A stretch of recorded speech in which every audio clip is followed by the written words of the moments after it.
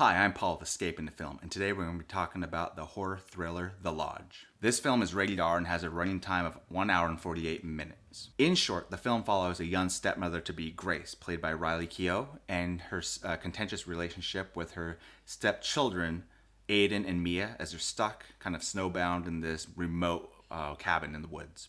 I would say the film has a very novel idea, and it actually has a pretty interesting core, but the premise kind of really spins out of control. The introduction really sets the tone for the rest of the film. It's a really intense film, which on paper it's pretty simple. It's just a mother, played by Alicia Silverstone, taking her two children, Mia and Jaeden, to see their father. Now you can tell there's an estranged relationship, but you're not really sure about what's going on. And you can tell she feels very much, she's dreading the situation. It's almost as if she's walking into a buzzsaw, so it really sets a tone of tension. There's actually a mildly disturbing anxiousness and unease that permeates the entire introduction. I mean, it's odd to see the two children just kind of casually playing and teasing each other, and Alicia Silverstone's character is just, you could tell that she's really wound up. Now, the introduction ends with a very jarring and shocking moment, and I will say that for whatever else goes on in the film is very legitimately shocking a couple of times, but I would say they're not enough, and they're kind of few and far between relative to the rest of the film.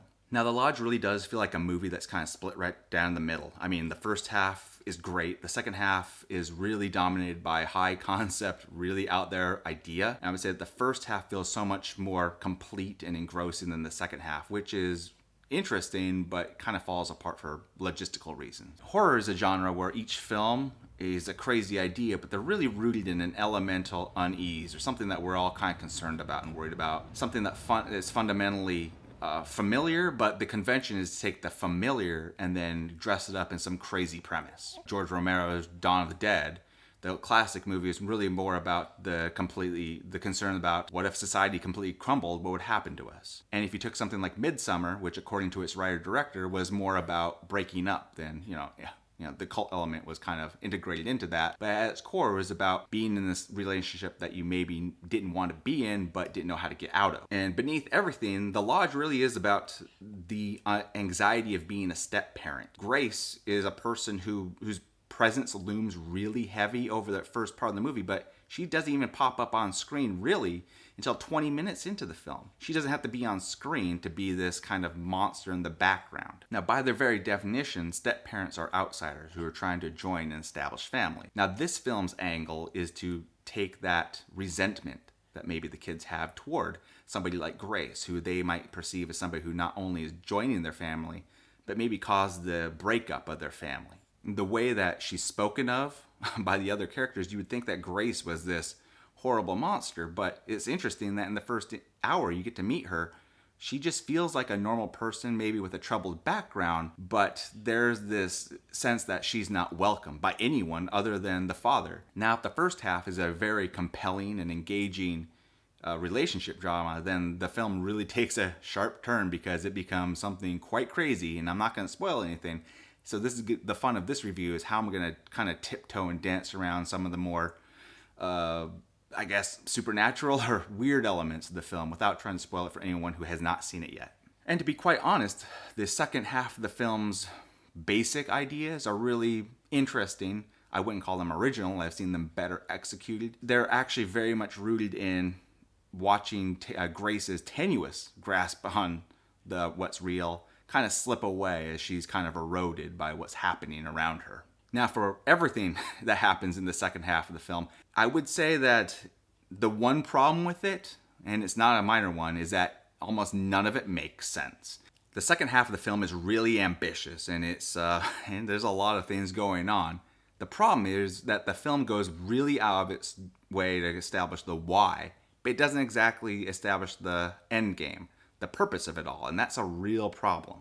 So it spends an entire hour trying to establish the why, but it makes almost no effort to explain to what end question, what is happening, to what end purpose. The second half of the film is watching a very specific outcome to a very specific set of actions, but without any clear direction or clear plan of where this is supposed to go. One of the strengths, however, of the film is that it is from pole to pole eerie, and I think that's also kind of a problem in the sense that it's really forces its eerie agenda, but it's so heavy-handed in its eeriness that it comes off as cloying. The family suffers a pretty shocking trauma at the very opening moments of the film, but the rest of the film doesn't have the confidence to kind of ride that energy. In fact, it really packs in as like how creepy can we make this film?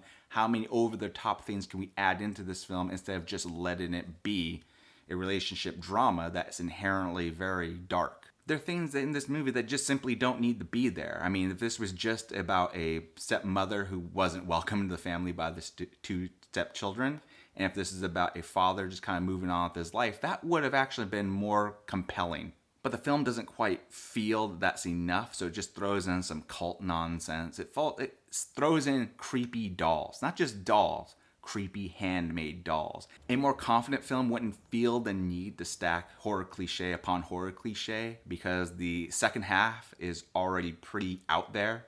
So the fact that it does have all these needlessly creepy elements, why don't you just stick to the story? Instead, it just kind of comes off as hackneyed. For as much as we do see on screen, it's odd that the film is so open-ended, and it doesn't need to be open-ended. And the fact that it is open-ended is pretty misguided, and it's kind of indicative of how the film treats the entire story. Everyone knows what's going to happen the very next moment after the movie cuts to black. Not showing it on screen is frustrating, and it's not artistic or interesting. In the end, The Lodge is a stack of horror cliches, the established mood for a film that transitions from a much more engrossing relationship drama into just another horror, high concept horror movie with an intriguing idea maybe, but it doesn't make any sense. And I know it sounds like a really nitpicky thing, but if you don't understand the character's actual motivations, that's the essence of story, right? I cannot be invested in the story if I do not understand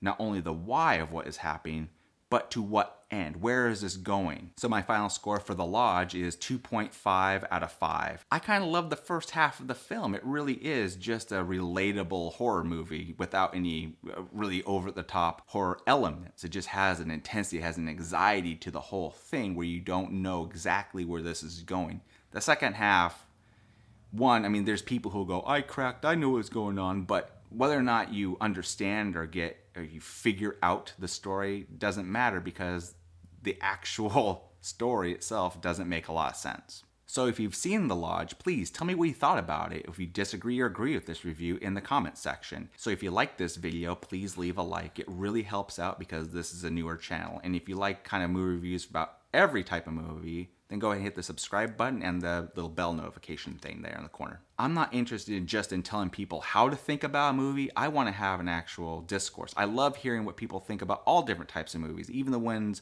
that we disagree on fundamentally. If we agreed about every movie and thought about it exactly the same way, then none of this would be interesting. The fact that there are differing opinions about all kinds of movies tells me that there's a discussion that needs to be had, and there are more interesting points of view. I come from a specific point of view, and I like hearing other people's point of view and what they liked or disliked about some movies. It feels really good in this first week to be able to highlight films of so many different backgrounds, everything from the video game adaptation Sonic to the US remake of Force Majeure, and one of my favorite foreign language films of last year, The Portrait of a Lady on Fire, and even a Hallmark movie, and now this horror film. So you can really tell that I like watching films of all sorts. I don't really like to get pigeonholed into one specific section. And if there's any films that you think I should review that maybe came out years ago, maybe you've seen on streaming services, again, please leave that in the comment section. So thank you very much for watching, and I'll talk to you soon. Bye.